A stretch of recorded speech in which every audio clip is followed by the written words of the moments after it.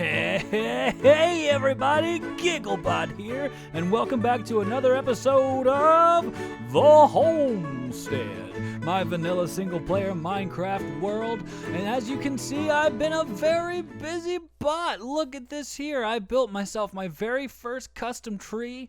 I'm actually not too happy with the way the top looks, but I plan on fixing that at some point soon here. I finished out the cow farm here, and I even started a industrial, well, more automated cow farm down here. It's nothing too fancy just yet, but basically the idea is you come up here, feed these guys some wheat, and eventually entity cramming will do its thing, and we'll have some leather and beef down here. But yeah, the room down here is, well, it leaves much to be desired. But yeah.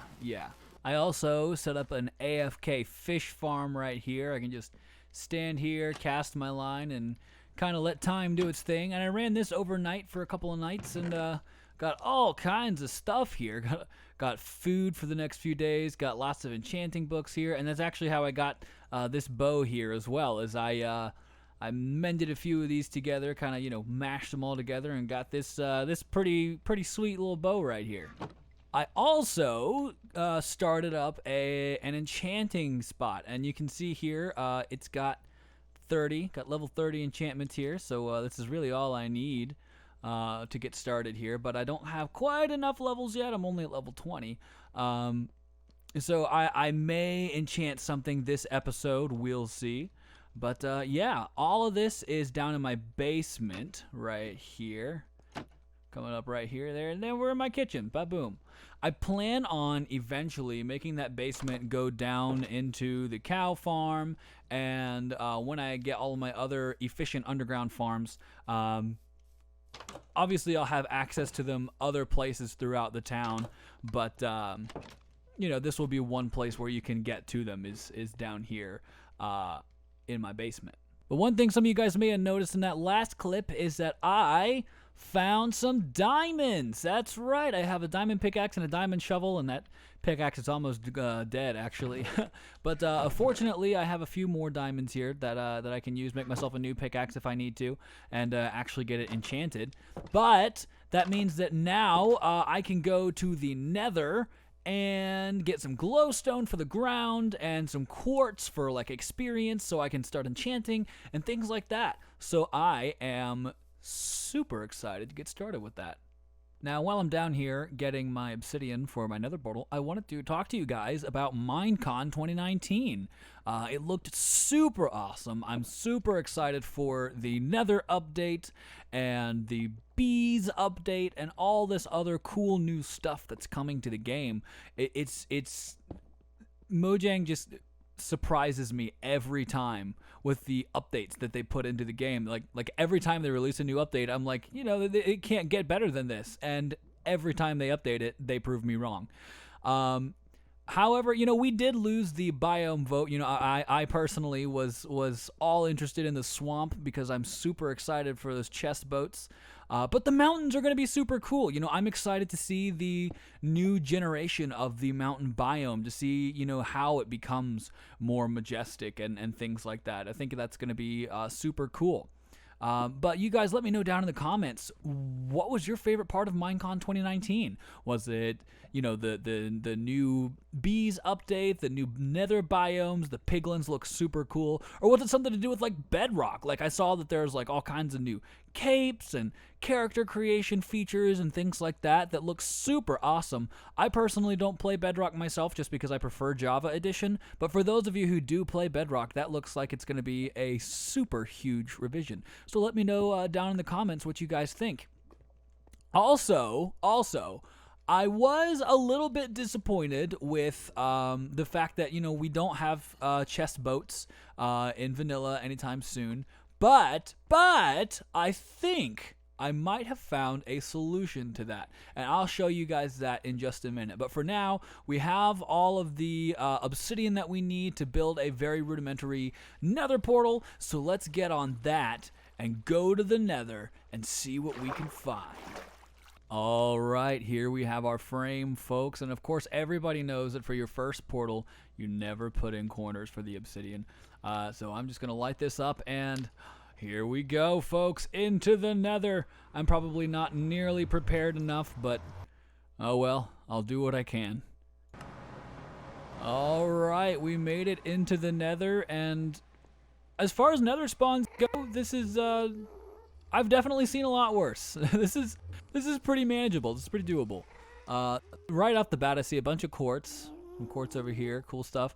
No fortresses that I can see right now, but you know that'll come in time. But yeah, right now my main purpose for being here is to get quartz so that I can get some levels and maybe get some glowstone so I can start lighting things up outside my house and in my cow corral and things like that. Just because I don't like torch spam, and I try to solve torch spam as early game as I possibly can, just because as ugly as glowstone is, oh no, as ugly as glowstone is, you can hide it and still get the effects of the light. Where'd that ghast go? Now, one thing about the nether is that it's very, very easy to get lost in. I just built this staircase down, and you can kind of see my portal frame up there, so I'm okay for now. But the best way to make sure that you don't get lost in the nether is to bring a bunch of a kind of block that you don't really find there. Like, for example, I have a bunch of dirt and a bunch of torches. And what you can do is just place 2 blocks like this, and then a torch on the side of it in the direction of your nether portal, or at least in the direction of your last, little guide point like this. So my torch is pointing this way, meaning I know if I go in this direction, I can climb the stairs and my portal will be right there. And if I end up wandering this way a little bit, I can just build another 2 dirt, put a torch this way, meaning that, follow this direction and you'll know what to do next. So that's how I personally keep from getting lost in the nether. I'm sure there are hundreds of other people that do this. I haven't really seen it talked about much on the internet though, so I thought I would share with you guys this easy little method of not getting lost in the nether. It may be handy for caves as well, but I don't know. I don't really use it for that. All right, and we're back from the nether, and it sounds like a pigman got into my house. I don't see him. He might have. Did he climb up here? I don't know. I definitely hear him. Anyway, got some cool stuff. Looks like we got some quartz here. I got a little bit of glowstone. I also got soul sand and magma blocks because I know I'm going to want to play with some water mechanics a little bit later on. But right now, I got enough levels to enchant a diamond pickaxe. So let me make one of those. And then we're going to go and enchant that bad boy. All right, here we go. Moment of truth. Let's see what we get. Fortune 2 and efficiency 3. All right. Not too terribly bad for a very first enchantment. I think I also, I have an Unbreaking 3 book in here that I fished up that I'm going to put on that as well. Because I want this thing to be around for a good long while, at least until I can get a villager trading hall and all that stuff set up. But yeah. Let me go ahead and enchant this up. Boom, boom. Now, what should we name this bad boy? What should I name my pickaxe? Because obviously, every enchanted tool needs a name. So let me know down in the comments, what should we call our very first enchanted tool of the season? And honestly, my very first enchanted tool of my entire YouTube career. So you guys let me know down in the comments what I should call this bad boy. But for now, let's get going. I promised you guys a workaround for the chest boat, and provide I shall. And here it is. Everyone say hello to Linda. Yeah, that's right. A llama with a chest on the back in a boat is an excellent workaround for not having chest boats. Of course, it also works with donkeys, but I couldn't find one. So I have my llama here. But cool thing, if you get attacked at sea or whatever, she provides a little bit of support by spitting at your enemies. So yeah, you can hop in the boat with her. Here she is in the back. Come on, Linda, let's go on an adventure. And away we go. And if you decide that you want to store stuff, then you can get off the boat. I say get off the boat. There we go. And you can get on Linda and you can access the inventory, and boom, she's got magma blocks. Pretty cool stuff. The only disadvantage with a llama as opposed to a donkey is that you wouldn't be able to ride it on land. Once you like found a cool land spot that you wanted to explore, you'd have to leave her in the boat at all times. But I don't see that as a huge drawback. You still have a portable chest, and you can always refer back to it if you know where she is. So I think that she needs a house. She needs a nice little like dockish area over here somewhere where, I don't want to take her out of the boat if at all possible, but, have a nice roof over her head, keep her protected from the zombies and the creepers and things like that. So I'm going to build her up a cute little boat house, and I will see you guys in just a minute. And we're back, and check out this nice little boathouse I made. Look at that. Look at that.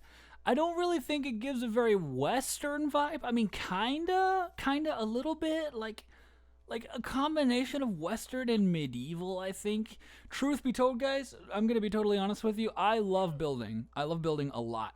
However, I have never, ever tried building in the Western style before, so this is very, very brand new to me. But I really like this. I like the direction it's taking. And you know what? I think it does. The palette and everything and kind of the build style. It's got like that logged roof kind of deal. Yeah, I like it.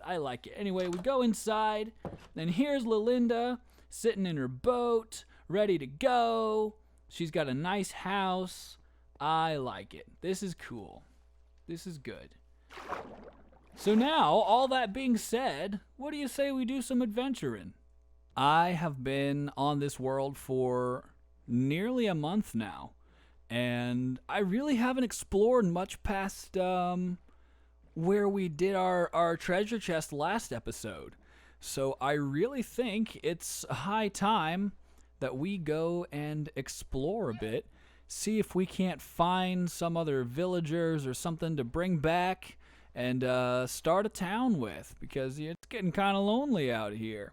Well, guys, I did not have to look for very long at all, and I came across this lovely little plains village. Look at how well kept this place is.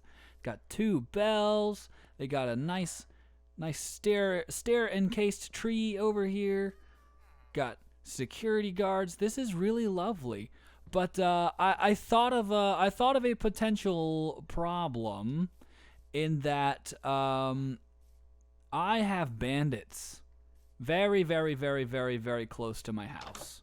Like, scarily close to my house. And I feel like as soon as I bring these guys over, the bandits are just they're gonna dispatch them very quickly.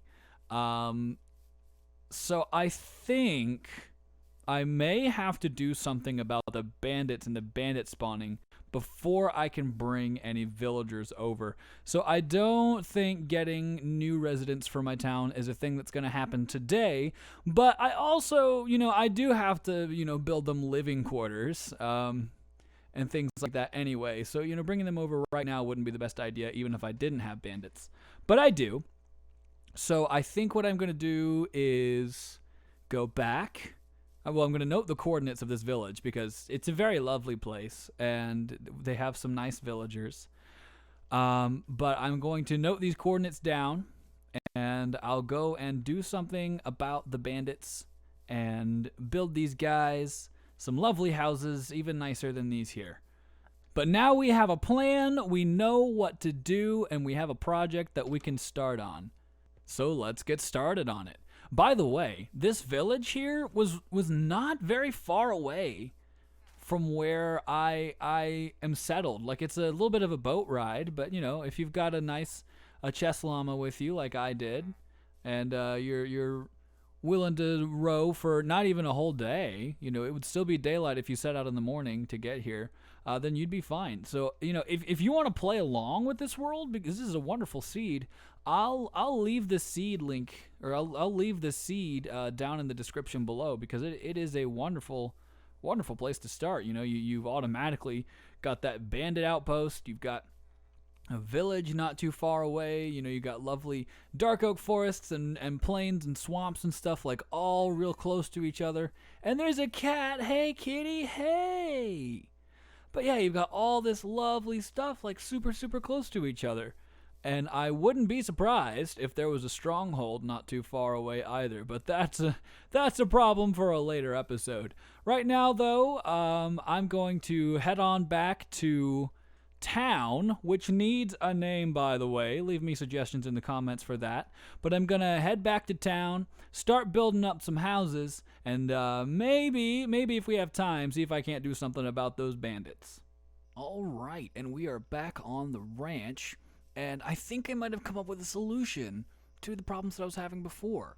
So I was thinking that I can make just kind of this whole plot of land here my ranch, my personal, property, whatever, and then build town like off this direction or something, or maybe even behind my house. Haven't really, thought that far ahead just yet. But you can see here that I have started work on another building already, and what I'm thinking is I am just far away enough from the pillagers, or the bandits rather, so that they might not notice a couple of villagers over here. So I am going to build up like a small house over here for them to be like my cowhands. And my cowhands can stay in this house, maybe 2 or 3 of them living in there. And then, around the central area have like a well and like maybe a slaughterhouse for the cows and pigs when I, make a pig farm. Just like, very ranch-like things to have in a house. Or on land rather. So yes, I have started laying foundations here to build up another house for my cowhands, and let's see if I can't get this thing built up. All right, I'm back and I've built up the basic shape of this house here. It's starting to get nighttime, so I may have to go to sleep before I show this off too much. But you can see I went for a very, very different style from the house that I live in over here. I wanted it to be a little bit different because I wanted it to kind of look like, I had been living here for a little while and then decided to build up a second house for my farm hands and things like that. And, a little bit of time had passed and architecture styles had changed. And, that's definitely something that happened here. But let me go to sleep and I'll give you guys a grand tour. All right, so I really like this shape that I went for on this house. It's very simple, I think. It's not too complex, very easy to figure out. But it definitely captures the essence of like a ranch style house, I think. For the roof, I kind of like the roof style anyway. I kind of did a hybrid of what I have over here at Lalinda's house and over here on my own house. That is, with the logging thing going on over here and then a stair pattern over here. I have a little bit of both. So I have, stair pattern for the main, central part of it. And then I have some logs over here on the side with spruce on the side of it and dark oak slabs on top to kind of make it look like it's standing up a little bit, kind of give it that forked edge, if you will. As far as interior goes, there is basically nothing much to speak of just yet. I can't do the interior just yet because I want these villagers to have a specific profession. I want them to be farmers, and my plan for the interior is to have a bunch of like smokers and barrels and workstations for villagers that do not make it a farmer. So I'm gonna leave it blank until I get some farmer villagers in here that I've locked their trades and everything, and then I'll put in other workstations. But yeah, I've got 2 bedrooms here because I want there to be 2 villagers. They're both going to be farmers, like I said. And I have this kind of interesting window design, interior windows here. This is actually based off of something that I saw in a house once a while ago, and I'm pretty sure you can find it in a house still. In that the central living room isn't lit by these windows so much as these in here. So the light comes in through these windows, and then it goes through these windows, and you have your lighting that's still natural in here, but it's coming from 2 rooms over. I thought that was pretty cool when I first saw it, and I wanted to put it in a Minecraft build, so here we are. Of course, I'm still going to have things like torches and lanterns in here when it's all done, but yeah, I just thought that was a nice touch. You can see the floor is tiled stripped oak log. I put this all down and then stripped it, and let me tell you something, it looked super cheesy before it was stripped. I am incredibly thankful for these new stripped logs. It's amazing. It looked like some kind of like 70s basement tile or something in here before I stripped it all out. So I'm very glad for this new stripped texture. It's much nicer. You can see I also have some stripped spruce here as the support beams from the roof, just kind of as like an extra texture here to differentiate it. Otherwise, it would kind of look like the same thing. This is kind of the roof support, but also, you can see it from the outside a little bit, right around here. And yes, you can see that one stripped log right there. I may have to strip it all. I'm not sure. I'll see how I feel about it once I complete the interior. But that's in a different episode because that would require getting villagers, and that's its own adventure. And I don't think I have enough time in this episode to do that. But yeah, I plan on doing the same thing with the walls as I have done with the roof here, in that, mixing in a little bit of polished andesite just to kind of break up the texture a little bit, because just single cobble texture like that just isn't very pleasant to look at all on its own. It's much nicer when you break it up, like I did here with the polished andesite. And you can probably use a lot of other textures like regular andesite and stone and, mossy cobble and whatever else you want to use. I just use these two because I don't really want it to look disheveled or ramshackle or anything like that. I just want it to be broken up a little bit. And so that's what I did. I probably could have done the same over here with other spruce stairs and stuff to complement those that are already up there. Or I could have used slabs instead in some places to kind of flatten it out a little bit more. But I'm happy with that. I do plan on adding probably 2 chimneys, actually, one on each side over here. Because this is going to be more of a duplex with sort of a shared common area in the middle rather than being a house meant for 2 roommates. But yeah, this is kind of my plan right now. This is the start of it, and I'm very happy with it. So let me know in the comments, guys, what do you think about this? But anyways, guys, that's going to have to do it from me. I hope you enjoyed today's episode. If you did, please leave a like down below. It really helps grow this channel. And if you really enjoyed it, then give me a subscribe. I really appreciate it. But anyway, guys, I'll see you next time.